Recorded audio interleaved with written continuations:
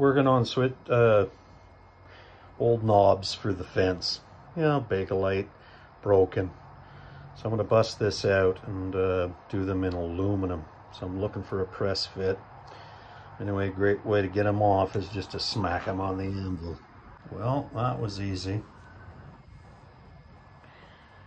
Anyway, there it is. A press fit.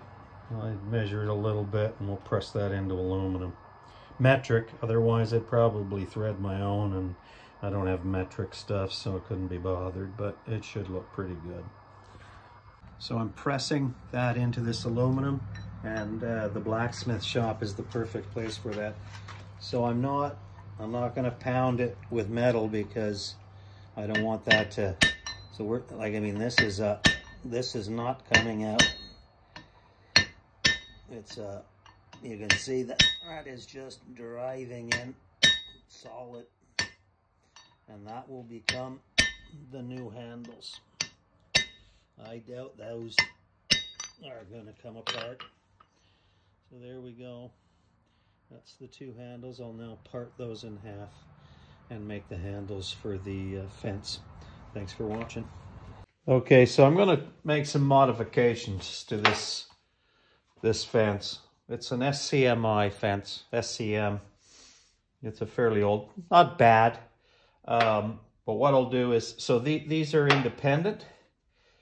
Certain modifications to the nose, I want to have references for those to be backed off.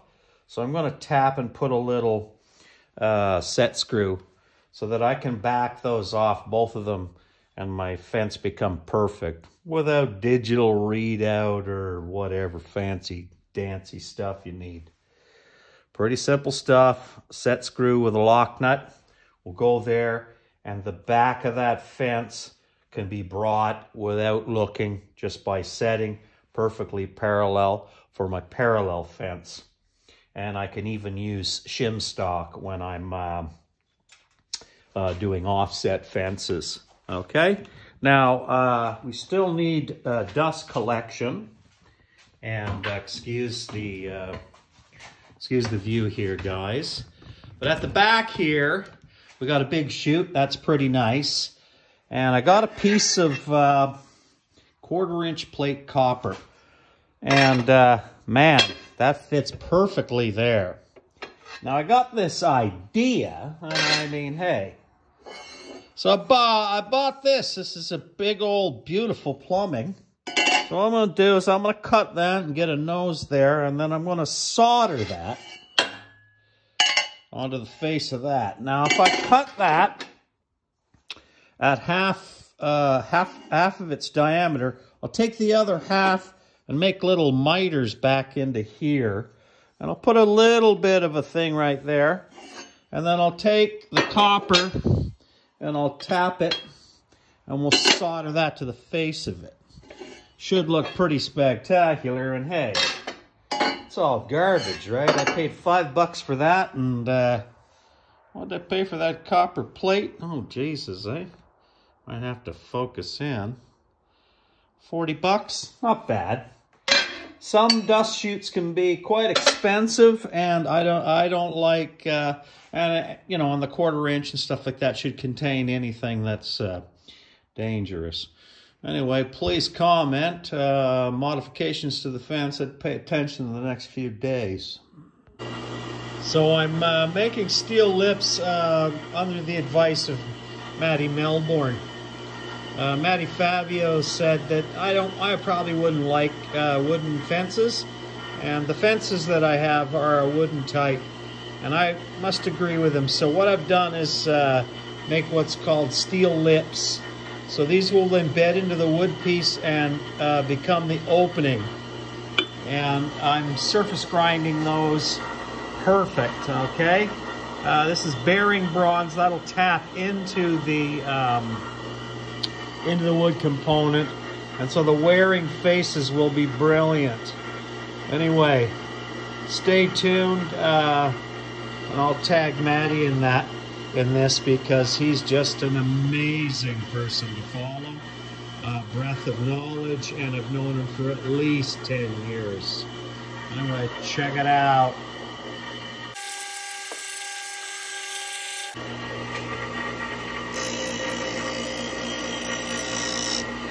Going for a crazy accuracy here. What the hell? Not too good for this baby. Okay, working on the nosings for the fences. Now the fences are wood generally with this model, but I thought I would incorporate steel lips, which will take the wear much better. You can see they're beveled back. That's bronze. That's been surface ground together. I'm working within tenths here. As you can see, that just needs to be surface ground there. The plate wasn't grinding flat until I locked it into something here. Now what'll happen is these will be the leading edges of the opening for the spindle molder. Okay?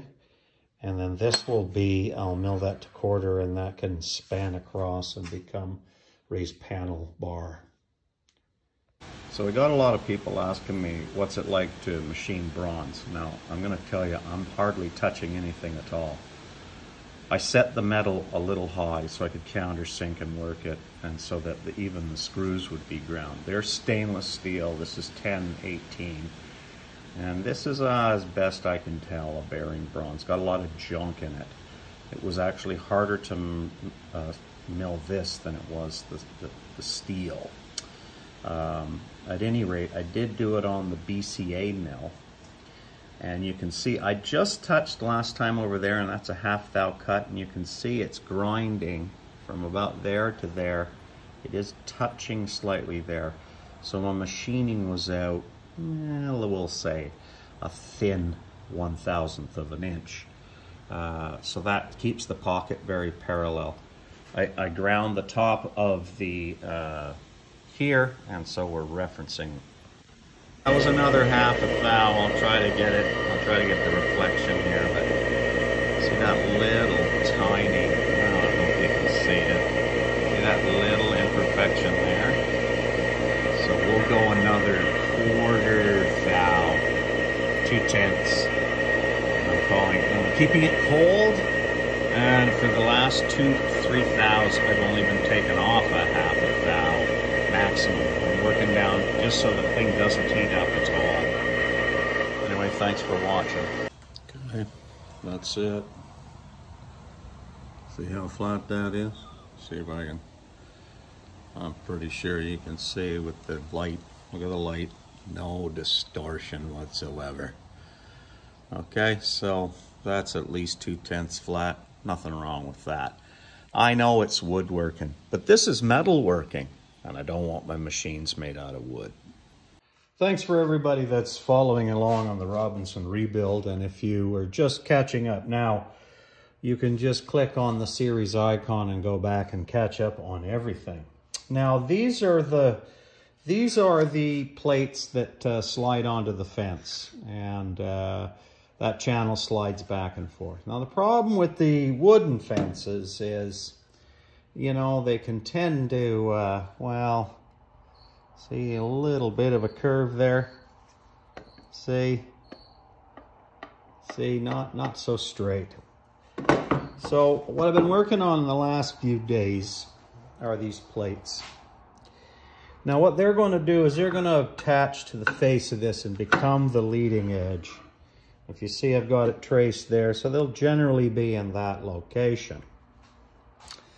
And then they'll give me a wearing surface right at, that's been precision ground. In fact, I even labeled the ends B and A so that you don't mix them up. Now, generally, this is all you would use in most shaper operations. You just open and close, okay? Your cutter block opening. Here's where the little bit of fun comes in. You see I got a screw missing there. So I just had these loose. And so these plates are removable. And let me show you what they do. I'm using 1032 stainless steel. Don't know why, it just looks cool and it won't rust. Okay, so now what I have is the plate is removed. Of course, that would still be embedded in there. And the biggest issues with enclosing fences in around cutter blocks is you don't want your work to get drawn in. This is where a lot of danger can happen. And so those plates will be removed. And I've made this. Now this is 3/16 thick. Well, a fat 3/16, but it's less than a quarter. And this will attach to the bottom and give a continuous fence. Now, I'm sure there's some very fancy fences that you can just buy, but at the Wadkin Temple, we make everything, okay? So now in this position, you now have that. Can you see that? Okay. Now, what is that for? Well, here is a collar, okay? You can see I've ground out a little bit so the spindle can come that close. Okay, when you're doing kitchen panel doors, you want a continuous fence. So here is that panel raiser set up for 1/4 inch space. And I got steel. This is precision flat, okay? And, you know, what I'll do here is, above this is a precise measurement. So now all I'll do is I'll make dadoed cut drop-in pieces of wood that can slide in and close that down. They could also be used as break-through fences where I have cutters coming through and I want zero clearance. Now, a couple more things of interest is you'll notice that I have 3 other locations. So that's for a 3/4 one-sided panel. That location is for a 2-sided 1 3/8. The next one is 2-sided 1 3/4. And this one is 2-sided 2 1/4. So it's very easy to set up. Steel, not anodized aluminum. You know, flatter than my first girlfriend, and should be just perfect. Some of us like to work with machines that are dialed in. Some of us like to work with knackered ones. Well, I'm not a one to work with knackered machines. Anyway, please comment, give your input. I think it's beautiful. Wait till you see it. Those might be rosewood. I'm not sure yet.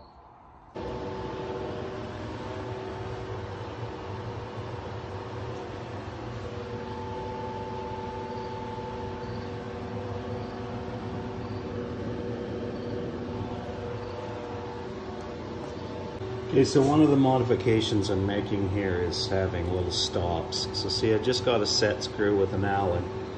So I can put these in. And what they'll do is the little plates that pop in can now back off to this. And so I can adjust them and then lock it. And what that'll allow me to do is bring the plates into perfect parallel without checking with straight edges. I do it once and that's it. And I'll show you. So see, the back, as this slides in, the back of that will touch the set screw and I can get my fence plates perfectly level so that I can incorporate in the front face very quickly and very precisely. Anyway, stay tuned today, it'll be interesting. Okay, it's a poor man's lap, but luckily I had Matt, a machine and tool guy, bring an instrument here, and I know that this is within a half of thou flat. And I've done just some cursory lapping, and you can see it's lapping there. It's lapping there. So there's a bit of twist in it. Okay, and I want to do that because I'm going to lap the plates. Because they're on a very small surface, and they're pretty heavily fly cut, and I touched them a little bit. You can see there's a bit of stuff on there. I'll also check when I'm lapping the face that this is perfectly 90, and I've checked out it's 3 or 4 thou out of plumb, which isn't a lot in that direction, but it'll make a big difference. So I've improved it a bit. As you can see, we're pretty clean here. It was high there. It's just touching the face there. Now I'm only using the weight. You see it was high there. You can see that it wasn't touching there. So this side was twisted, see? And it wasn't touching there. So very high there. That polished off. Okay. So we've got the twist out of it. That'll ensure that when I tighten it down with a bolt, I don't take a twist and induce it into the fence. So if I lap the plates, it'll also slide much easier. See how those work. The back of the fence backs off. And so I've laid it out, and now I'll lap this surface, of course making sure that that is perfectly 90, so that those maintain perfect parallelism. I just ran it slightly, and you can see I'm touching on the front edges, so they're not perfect, okay? And so we definitely want them perfect. This will make very quick. Now we could use gauge blocks if I want 3/8 offsets and stuff like that, but this is just to set it up for a flat fence whenever I need a pure flat fence. Most of the time I don't, but when I'm using the bridges for the panel raisers, I'll want a perfectly flat fence, and those are locked. So if I lap it in, that's done dealio.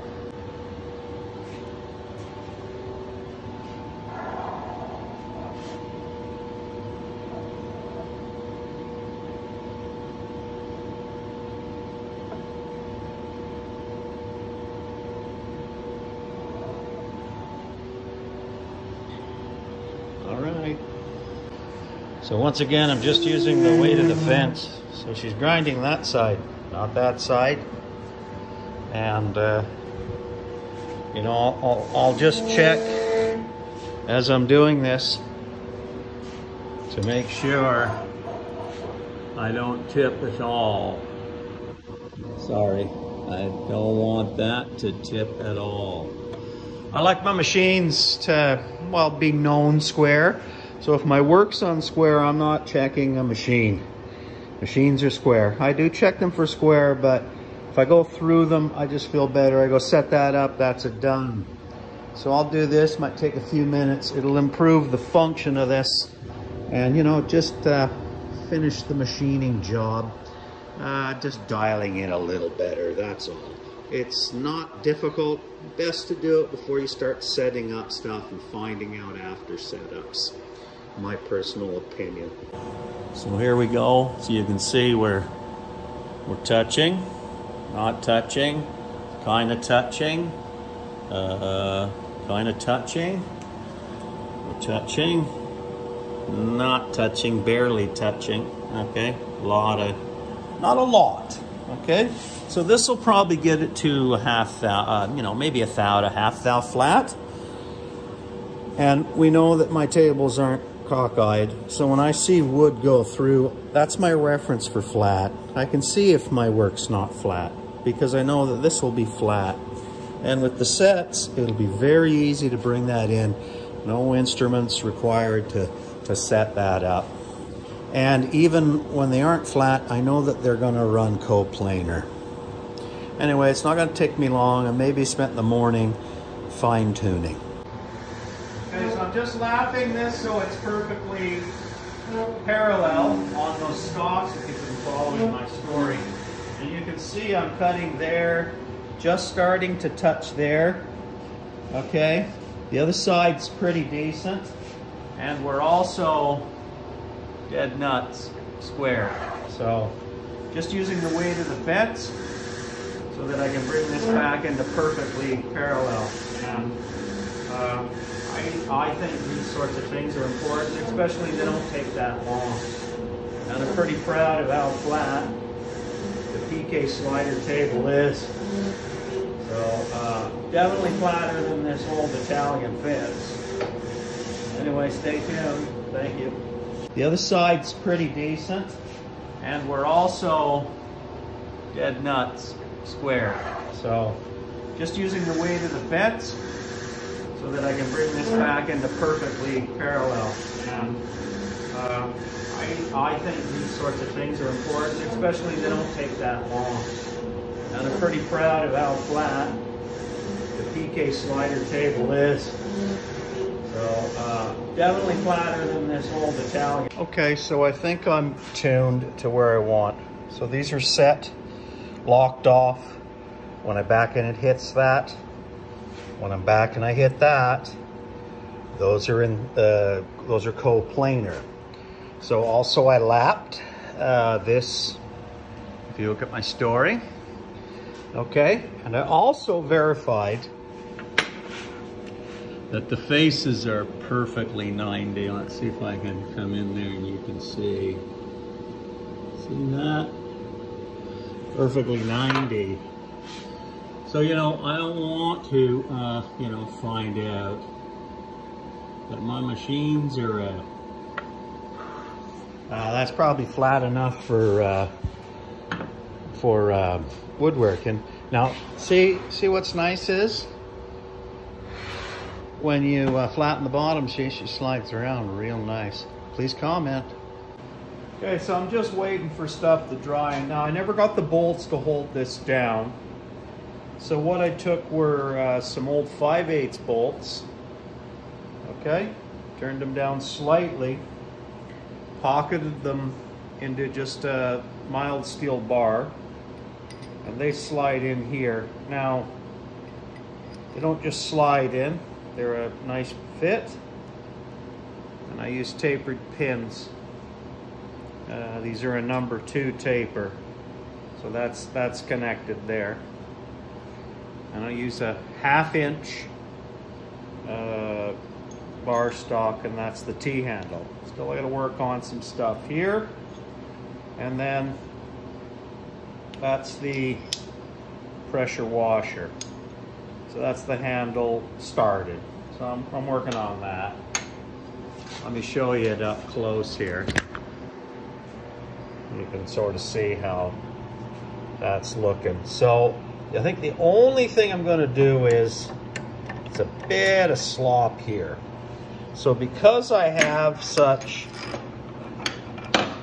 large upstands, I think what I'll do is I'll turn a small shoulder that holds that washer in there. And it's just one of those things, keeps the fence from sort of jogging around, you know, a bit of slop. And that's not bad. I might hit it with a file and make it just so that can stay parallel. Anyway, please comment. The fence is almost completed.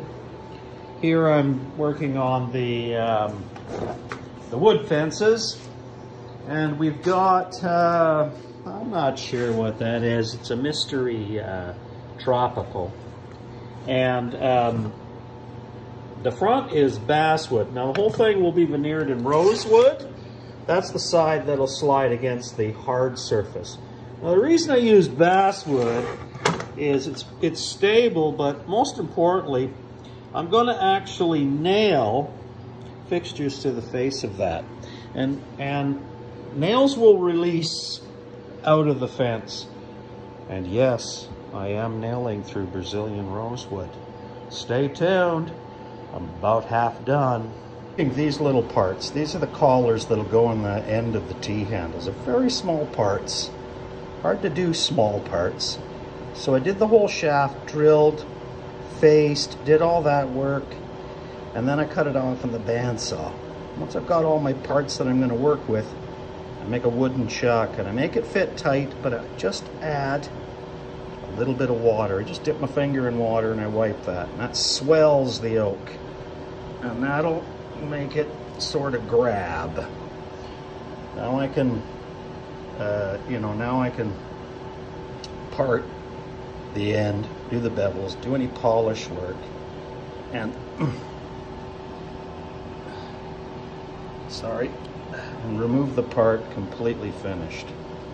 Anyway, I'll show you at the end of the day what I mean by these parts. Thanks for watching.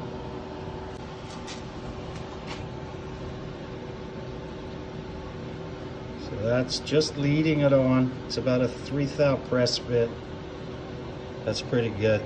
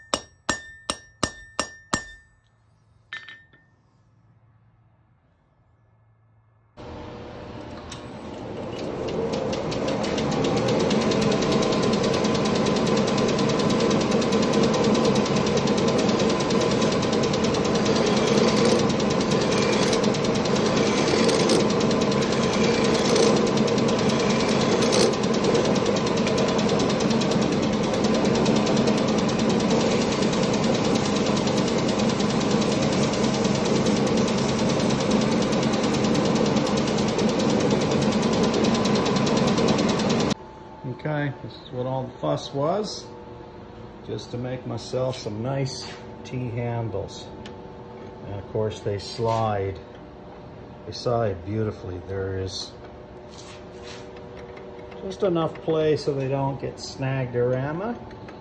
I'll make a template for drilling so I can keep that precise. If you follow the story, you'll see it. It's pounded in.